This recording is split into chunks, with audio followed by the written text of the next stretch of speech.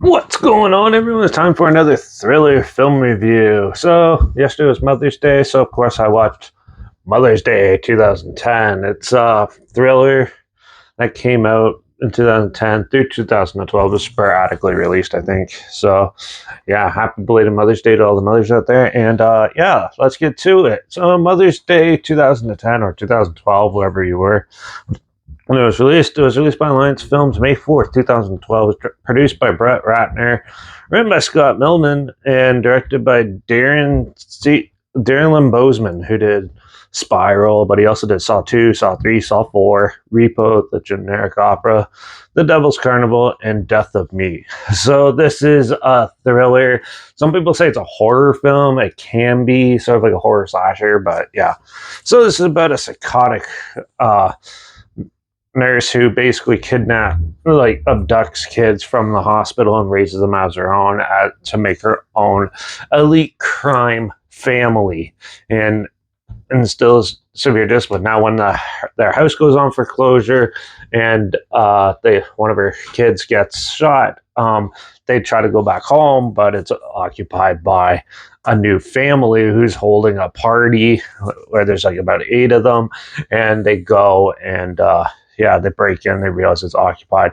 So they end up holding the new owners hostage and tries to get them to help do their evil doings while trying to escape the cops and while a tornado is coming, and puts this family and friends through hell.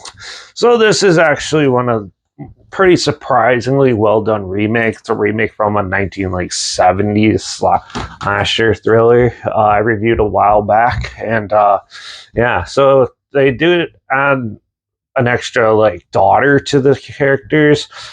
Plus, they didn't take it as grueling as some of the other, in certain ways, as the original, but they did flip it and do some other stuff a little more darker in that. This film is very well staged. The acting is really good in this, and the characters are pretty well thought out.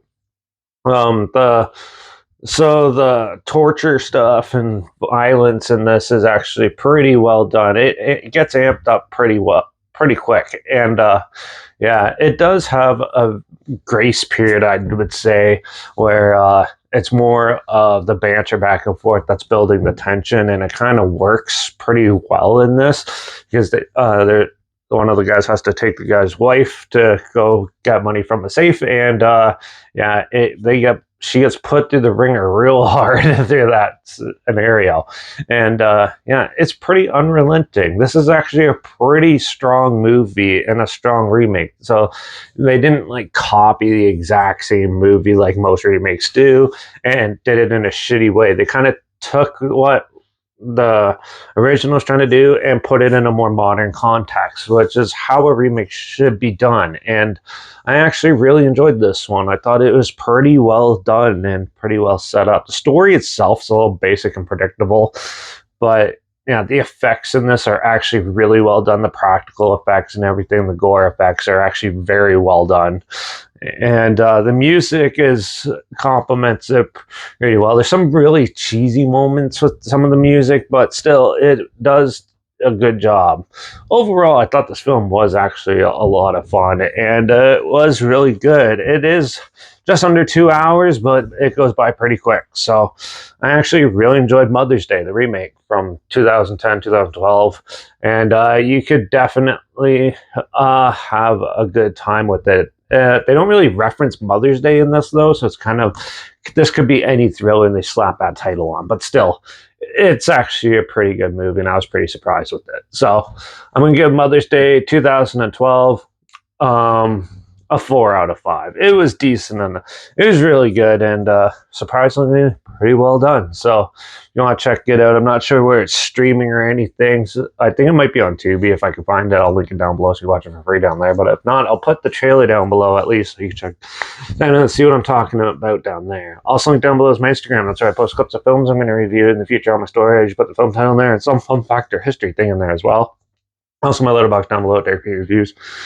That's where I post my first star rating right after watching the films. And my Twitter's down below at reviews_Eric. So follow me on those platforms. Stay with this channel. Like this video. Share so more people aware of it. Comment your opinions of the film down below if you have any. If you have any films or film franchise in any genre.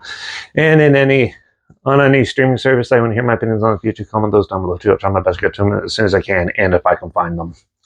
And also let me know which one of the Mother's Day movies you like the best down below as well. Make sure you subscribe. Hopefully we'll find some weird, scary, and all-day probably never thought of checking it out together. And also share my opinions on popular films that come out, classic films, and reviews on other things as well.